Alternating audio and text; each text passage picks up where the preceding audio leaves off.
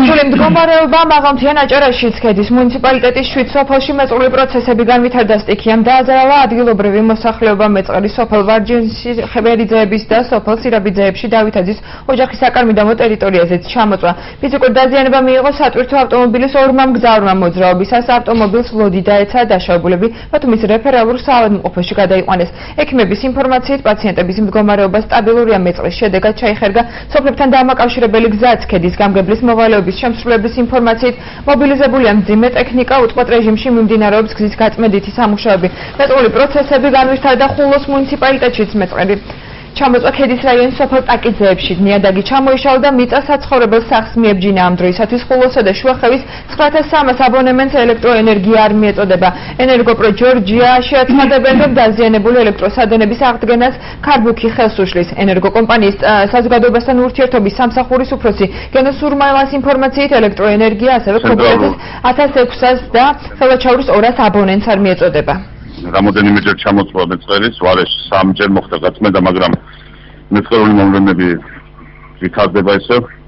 დაზიანდა სოფელ ვარჯანიშში ბერიძის ოჯახი ჩამოწვა მეწყერი დააზიანა სახლის ცოტა მონაკვეთი სოფელ სირაბიძეებში დავითაძის ოჯახშია შევადმილი მეწყერი ქვა დაეცა ტრალერს დაზიანებულია სხეულის დაზიანება მიიღო ორმა მოქალაქემ რეანიმობილები მიდიან ქალაქიდან მათ გადმოსაყვანად სოფელ მეძებნაში შევიდა სასწრაფო დახმარების მანქანა შემდეგ განვითარდა მეწყერი უკან ვეღარ გამოდის ჩვენი თანამშრომლები დილიდან მუშაობენ გასული არიან დაზიანების ადგილის აღმოსაკვეთად მაგრამ ძიელი შტორმი და ქარი არ აძლევს საშუალებას რომ მივიდნენ ამა თუ იმ დაზიანების ადგილას და აღმოხსნან დაზიანება კეთდება მაქსიმუმი იმისა რომ მოსახლეობას ელექტროენერგია მიეწოდოს როგორც კი ცოტა საშუალება იქნება ამინდი შეგვიწყობს ხელს ყველა ის აბონენტი რომელიც უშუქოთ არის დარჩენილი ჩაერთვება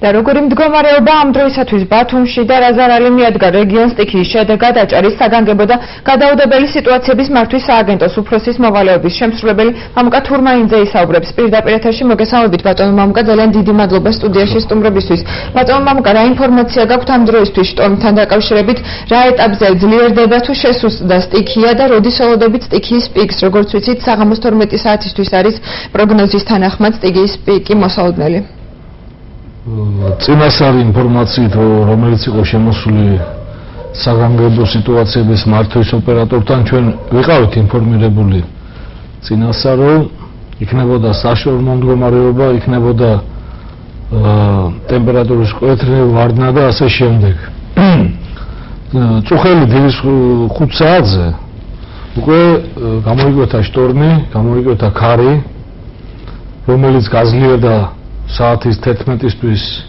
ვეგონა რომ პიკს მიაღწევდა, მაგრამ უარესი შედეგი მართლმადლობა რომ ადამიანის ხვერპილი არ აქვს მივაღწიეთ საათის 5-ისთვის. როდესაც ზღვამ უკვე ბალასტის ამოყრა დაიწყო სავალ ნაწილებზე, ახალ ბულვარში. ანუ რამდენ დალიან შტორმზეა საუბარი? დაახლოებით თუ ჩვენი გათვლები გამართლა 6 ბალს მივახლოვდებით ჩვენ აუცილებლად. და რომელი საათისთვისაა პიკი მოსალოდნელი? 12 საათისთვის იქნება, თუ არ ვცდებით, იმიტომ რომ ცა მოიწმინდა ყინვაც დაფიქსირდება აუცილებლად და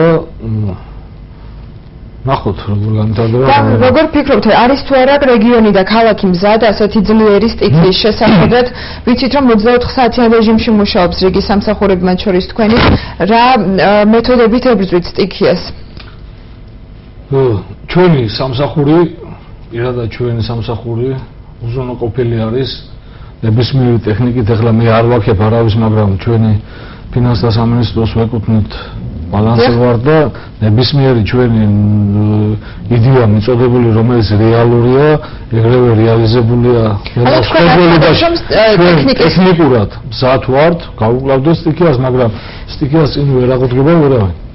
თუმცა მაღალმთიან აჭარაში სურათი არის განსაკუთრებით მძიმე, იქიდან გამომდინარე რამდენიმე სოფელში განვითარდა ერთდროულად მეწყრული პროცესები, რამდენიმე საათის განმავლობაში მოძრაობა შეწყვეტილი იყო ცენტრალურ მაგისტრალზე, ამ ტექნიკის ფონზე რამდენად არის შესაძლებელი რომ ეს პროცესები ჩვენ დაახლოებით 1 საათში გავხსნით 2 მეწყერი. ადრე საოცნებო იყო 1 საათში 2 მეწყული მომენტის გახსნა შეუძლებელი იყო. ჩვენ შევძლებთ დაახლოებით 1 საათში. ეს მე მგონი მიღწევაც არის. და მე გეტყვით რომ მაღალმთიანეთში რაც ეხლა ხდება ბათუმში წინ უსწრებდა პრობლემების განვითარება, იმიტომ რომ ხულოში გაცილებით ადრე გათოვდა, წუხელი მოუმატა თოვლი ხულოში და შუახევში გადაუღებლად თოვდა, ქედაში განვითარდა დილის 5 საათიდან ძლიერი წვიმები და ამიტომაც 4 და 5 შემთხვევა იმიტომაც დაფიქსირდა ქედაში და არა ხულოში, იმიტომ რომ წვიმდა იქ და ფაქტიურად ჩამორეცხა იარაღები. და ამ წუთისთვის თუ გაქვთ ინფორმაცია როგორი მდგომარეობა მაღალმთიან მუნიციპალიტეტებში? ამ წუთისთვის მდგომარეობა ნორმალურია, ჩემი ინფორმაციით, რომელსაც მე ვფლობ. დაახლოებით საათანახევარი 2 საათი არავითარი გამოძახება არ მოხდარა და ვაგრძელებთ ჩვენ რეჟიმში ჩვენ მუშაობას. ჩვენ გვაქვს ინფორმაცია ბატონო მამუკა რომ ქედის მუნიციპალიტეტის ერთ-ერთ სოფელში წაღებული არის ხიდი და შესაბამისად სოფელი არის იზოლირებული ცენტრთან. თუ გაქვთ თქვენ ის ცენტრისაგან თუ გაქვთ თქვენ ის ინფორმაცია? მე ის შეტყობინება ამ შესახებ ინფორმაციას ნამდვილად არ ვფლობ. ჩვენი ჟურნალისტი იმყოფება ქედაში და მან გადაიღო ეს შემთხვევის ადგილი და შესაბამისად ჩვენ ამ ვიდეო მასალასაც გავავრცელებთ, თუმცა საინტერესო იყო თქვენმა სამსახურმა რატომ არ მიიღო ეს შეტყობინება. მე გეტყვით რომ ჩვენი სამსახური, როდესაც დგება ადამიანის სიცოცხლის რისკები, მონაწილეობთ მხოლოდ მაგ შემთხვევაში. ეხლა ხიდი თუ წაიღო, მაგრამ შესაბამისი სამსახურები არის, ხიდმშენი არის საგზაო სამსახურები, რომლებიც თვლიან ალბათ საჭიროდ რომ ჩვენ არა ვართ ამ მომენტში საჭირო. ანუ თქვენ მაღალმთიან მუნიციპალიტეტებში ყავთ წარმომადგენელი, თქვენ სამსახურს ყავთ სამი წარმომადგენელი? განყოფილება გვაქვს ჩვენ პლუს მე-4 ქობულეთში. ეს არის ხულო, შუახევი, ქედა, რამდენი კაცი არის დაკომპლექტებული თქვენი ბიუჯეტი? ერთი ეკიპაჟი არის. ნუ ზამთრის პირობებისთვის აპირებთ თუ არა გაზარდოთ ეკიპაჟის წევრთა რაოდენობა თუ იგივე შენარჩუნება? მე გეტყვით რომ დავუშვათ ავიღოთ ხულოს მაგალითი. არის 4 ადამიანი ეკიპაჟი, ახალი ჰაილუქსი ყავთ, სადაც არის 1 ტონა სამაშველო საქმიანობისათვის გამოსადეგარი ტვირთი, ანუ აქ არის დანგრატები, აქ არის აბსოლუტურად უახლესი ტექნიკა.